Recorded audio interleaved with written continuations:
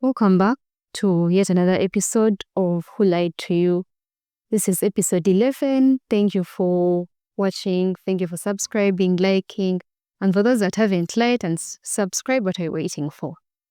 May is Mental Health Awareness Month. And in light of that, we are going to be talking about a few episodes about mental health. Today, we are going to be busting the myth of mental health illness is a sign of weakness. And when you hear that line, Flavia, what comes to your mind? Mental health illness is a sign of weakness. Is that something you heard about? Well, truly, it is something that I have heard about, and I feel like it's very harmful and also very outdated. I'll share a personal experience just this week. The past 2 weeks I have been going through it because, like I mentioned earlier, we've been in hospital with my mom. She was operated upon, and it has taken the whole of me. And honestly, it has been hard for me to turn up for a lot of things, especially the most important things like work. And so in my own wisdom, I was thinking I should actually take leave. So early this week, as it was going through my head, I remember I walked into a friend's office, a colleague's office, and I asked him to print for me the forms, that leave forms. And then when he asked me, why do you want to take leave now? And I told him, you know what, I've been going through this with my mom, we've been in hospital. So mentally, I don't feel well. I feel like I can't give my all to work. Plus, I need to rest from what I have been going through the past weeks. And immediately he exclaimed and said something like, am I hearing Botavika around here? And I told him, no, come on. Just because I said I'm not feeling well mentally, it doesn't mean I have to go to Botavika. You've already thrown me, you've already judged me, you've already concluded that I have a mental health issue, a mental health illness that I need to show up in Botavika. So that stigma, for me, that threw me off a bit, but it also reminded me that it is something that people have carried over time, and we need to change how we look at mental health issues and illnesses. So truly, I have had it, and it is as disheartening as it is true that people still think having mental health issues means Butavika Hospital. That is the word they bring up. That gentleman, I forgive him, of course, who still went on and smiled and talked. And I told him, but it's not that. I'm not at that end. But I don't want to first get there. So let me take my leave now so that I can actually recoup and feel better, so that I don't end up in Butavika that you're trying to send me to so early. So yes, I've heard of it. I'm so sorry about that. How is mom doing now? She'll be well. She will be well. How are you doing? Like I said, I need some time to recoup. But yes, taking a day at a time, I'll be better. Okay. Well, I'm so sorry you've been going through that. But I know you've been having a strong support system, because that's one thing. I know you have coverings, spiritual covering, friendship covering, I know God got you. Yes, God got me. God got you, sure. And that's one thing I think we should always run to, because one thing when I think of mental health, as a spiritual person, God created, at the beginning, God created, the waters, created light. And these are things that make us well. So if even in God's creation, and he knew that there would be a point when someone needs, this for healing, sunlight for healing, water for healing, the soil, organic foods, oil therapy.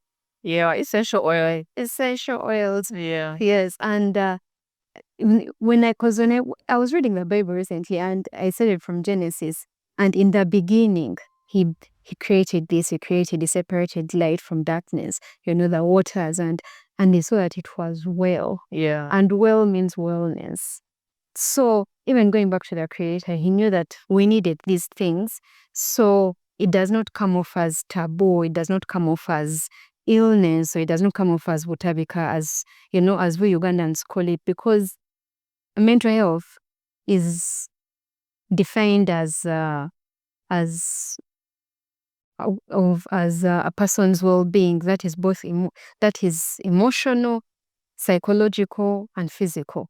So all the three aspects of your life. So we normally think of the physical. So if you're not well physically, if you've been cut, I can see the cut, then you're not well. Then please go and get medication. Yes, please go. But then if it's emotional, emotions that we cannot see, which emotions is actually what causes the physical to manifest. And psychological as well. Same thing for psychological. So for me, it's been really disturbing when people talk about butabika and wellness, because you're looking at wellness. You're looking at eating the right way, exercising. We're looking at sleeping the right way, or doing all the things to avoid the illness. But most people, whenever we talk of mental health, they always run to illness. But there's mental wellness and mental illness.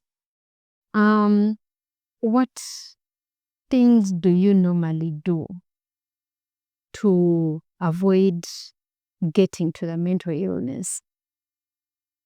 Well, in your day-to-day life? Well, personally, like I've said, for me, rest is major. That's why I'm planning on taking leave. I've not signed the forms yet, but I know that I'm going to sign them very soon when I make up my mind on when I should take the days to just rest. But just to take you back, like you said that people despise and underlook the extent to which mental illnesses can affect a person because it is not seen. It's just like someone, when they see someone who has broken a leg, it is physical. Yes. So that's probably that person has had an accident, they've gotten engaged in something that ended up breaking their leg. So they will give it the attention it deserves. But because you're carrying this unseen burden, it can't be seen by anyone. You alone know what you feel deep within you. Right now, I can't tell you what is going on in my head. Somebody don't even have the language for it. I don't have the language. What has gone on within me? You don't have a way of explaining it to anyone. And luckily, these days, my friends know me too well, so they always ask about my mental health. Most of them these days ask me, but Flavia, how are you really? And it's a better question than just how are you. For me now, it's a better question than someone walking to me and asking me, how are you? I'll just tell you, what, I'm fine. And I'll go on. But when you're that specific about how is your mental health, I will try and break it down the best way I know how to. And so, because it's mental, it's invisible. These are things that are happening psychologically within us, affecting us biologically as well. It's just like someone who, I'm a mother, so I'll speak about one of the things that I went through deeply, but couldn't be seen on the surface. Childbirth. Someone who has gone through childbirth and hours of laboring and then pushing the baby, or maybe having their baby born by C-section. That is a different kind of serious stress, depression. So that entire experience distorts you mentally. It distorts you mentally. And that's why people go into postpartum depression and all that kind of thing. It destroys the biological reality in you. And we can't just sweep it under the carpet. We can't just brush it away. And when you've just given birth, of course, they're telling you to be there for your baby. But deep down, you're also struggling mentally. The long nights of keeping up to breastfeed the baby, those of us who struggle with babies who have colic, it distorts your entire, it's a new experience both for your body, for yourself. It distorts the entire makeup. Your brain chemistry changes. Brain programming. Yes, it changes a lot. A lot of things are going through you. Yeah. Your body is experiencing a lot of hormonal changes and all that kind of thing. And all these affect your mental well-being. And for someone to just look at it as a sign of weakness, for me, is very disheartening, like I already mentioned. And because we've grown up in society anyway, where they've told us that just be strong. Yeah. Just do that and you'll be okay. Your grandmothers gave birth to 5 kids. What do you get? Exactly. Yeah. Like just you'll be fine. Just go and maybe take a nap. Yeah. Just go and do whatever you need to do. You'll be fine. You should be fine. So I'm happy that of late people are more vocal about it. And like I've said, one of the things that I appreciate about my friends, those who now get me, is that they always ask about my mental health. Because they say, you know what, you're a very busy woman. You say you're doing this and that. You're coming up with this and that. You're doing business. You're doing this and that. So for me, I appreciate it. And so this particular episode, I'm happy that we're speaking about it in this mental awareness month. And it's our call to you to also not just look at it as a sign of weakness. If we flip it, actually, it is a sign of strength. Yeah. Yes.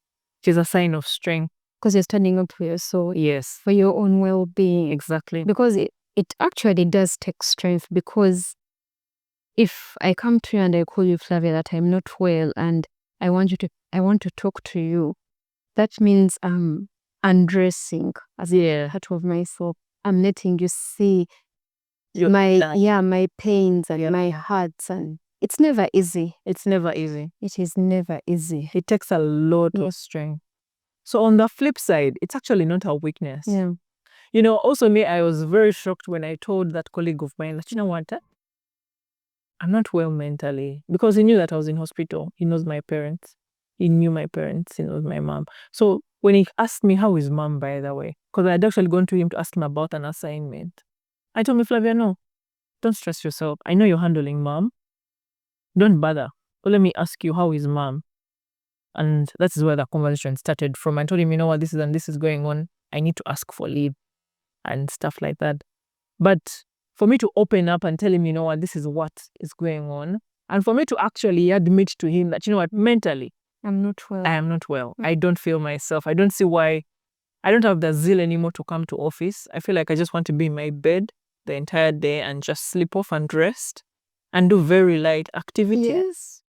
And also that was me undressing and telling him this is actually what is going on for me mentally. And I need a way out. And this is my way out of asking for leave. So it is a strength in its own way. And we need to applaud people who actually come out with their stories and encourage people to also come out and talk about them. Let's kill the stigma that comes with someone owning up to their weakness, their mental health issue. You've been talking about your mom being in hospital. My dad has been in hospital as well for surgery, and this is the second time he's going for surgery. So I know exactly what you're talking about. And for me, actually, when he came out of hospital, then I also got sick. So, and it wasn't, because me, I stay alone. So that was your body reacting to the stress that you had gone through. Yeah. Also, the stress that I had put on myself. Yes. Within that time. Yeah, that's true. And for me, I do not like it. I don't easily like call someone, and I thought, no, I don't. So it's my friend actually who would be like, listen, you're always there for us. You're always checking up on us. So when you do not call on us, yes, for me, oh yeah, we know something was wrong. Yeah, so, but it's been a toll on my body. It's been a toll on my mind. It's been a toll on my work, because then you do not show up as the best version of yourself. Yeah, you don't show up as the best sister, you don't show up as the best daughter, the best employee, you don't show up as the best friend. Yeah. And I've been taking care of myself the best way that I know how, my way, the Jocelyn way. And yeah, I have to say that it's some days are better than others. Yeah, some days are better than others. Yeah, some are tough, some are because you have work and you have to show up and you're not there, you're just not there. And but then you know that You need to show up. yeah, sure. So whatever you need to do to get the strength, whatever it is, whatever you need to eat, if it's a meal that if getting the medication that you need, because even just right now I'm just from getting medication, but it just goes on to show that we need to have these open conversations. Yeah. Because there are so many people out there struggling in silence and they don't have anyone to talk to. You could be I know someone who is married and they can't even talk to their partner about it. They can't talk to their kids about it. They can't talk to their workmates about it because at the end of the day, like, no one is going to understand my pain. When you're seated here and the chair hurts you in a certain way, you're going to understand it in your own way. Even though you explain it to me, To someone. I'm not going to understand the pain your pain that the chair got to hurt you. So I was just telling her, you know what, just find that one person or go back to the Creator. Go in your place of prayer. And it does not matter, cry, wallow, read, meditate on the word, whatever it is that gives you strength, but find a way to release. Yeah. Whichever way. It could be crying, whatever it is. Journaling. Yes, journaling. A good way to release. Brain dumping is a good way to Yes. Cry it out in the shower. Yeah. Well, Yeah. no one is going to be with you in the shower. Cry it out. Cry it out in your bed. Yes, people take walks in rain and you're thinking they're just taking walks. Yeah. They actually cry. So you can also do that. I've just remembered, I happened to be a part of a certain group on WhatsApp. And one lady was very concerned and she came out and said, what is really happening? So many people these days are being found with blood clots. People are just collapsing. The strokes we hear about. Heart attack. It is all because we've labeled this thing of mental health issues being a sign of weakness. So someone dies with whatever it is within them. Yeah. They don't know how to come out. Because the minute they come out, they feel like they're going to be judged. The minute they come out, they feel like they are going to probably be taken to Butavika right away. The minute they come out, they're going to be looked at a weakling, And for me, like a plague. Yes. And for me, once I released that lie that mental health is not a sign of weakness, I felt much better about myself. I started acknowledging the things that I was experiencing. Personally, I had never experienced anxiety until about a year or two ago. I remember a year or two ago, I had a meeting with a prominent person. And so she kept putting off our meetings. But because you are meeting a prominent person, you're trying to get yourself together. You're trying to make sure you look good. You're trying to make sure you look presentable. You're prepared. You do all things and then cancels the meeting. Then you go through that cycle again for the next meeting. And you go through that cycle. And for me, that is the time I labeled what I was actually feeling. And I remember, I don't know who I first told. Must have been maybe my best friend. I told her I feel like this. I think I've started getting anxiety. But because she's a doctor and she had been through it before, it was easy for her to tell me that is what you're going through and affirm me and tell me, you know what, it is well. I can help you like this. you actually sell essential oils. Stop really actually sell essential oils. Those things are very good. Yeah. Use some of those essential oils. And I remember at the time, every time I would feel very anxious, I even put it in my car. I got a bottle and put in rose oil and lavender and vanilla. I made a concoction with those 3 essential oils. And every time I would feel anxious, I would inhale. Open it up, inhale it, put it on my wrists, inhale. And it helped me a bit until I finally dealt with the entire thing. But we need to realize that those mental health issues could be resolved much earlier Yeah. if you actually come out and open up about what you're feeling, share with a friend, talk about it, journal, read about your symptoms, Google. I didn't want to say Google, but Yeah. find solutions within your reach, within your means, and see how to help yourself. Because it before of It is dangerous to keep it in.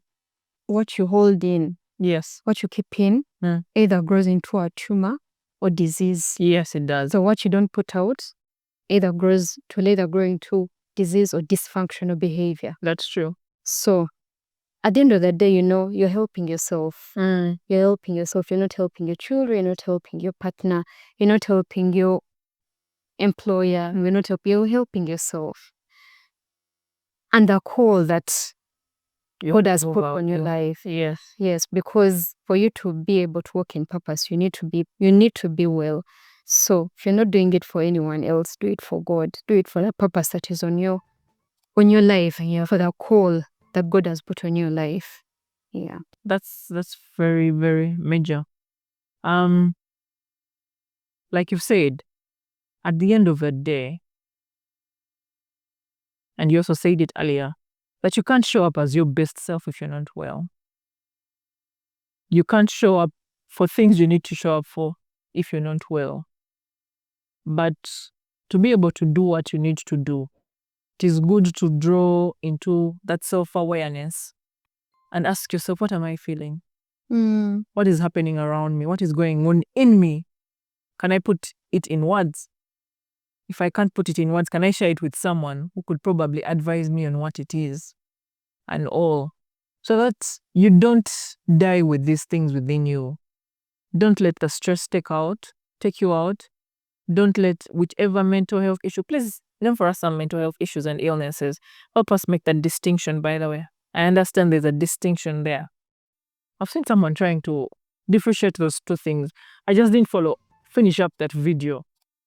But she was trying to make a distinction between those 2 things. The illnesses and the issues. So there's PTSD, there's anxiety, there's depression, there's schizophrenia. Those are the illnesses. And what else have I left out? Bipolar. Yes. Those are the illnesses. You can't really show up as your best self if you have those illnesses. But yet they don't start as depression. They don't start as anxiety. They doesn't just hit you as anxiety.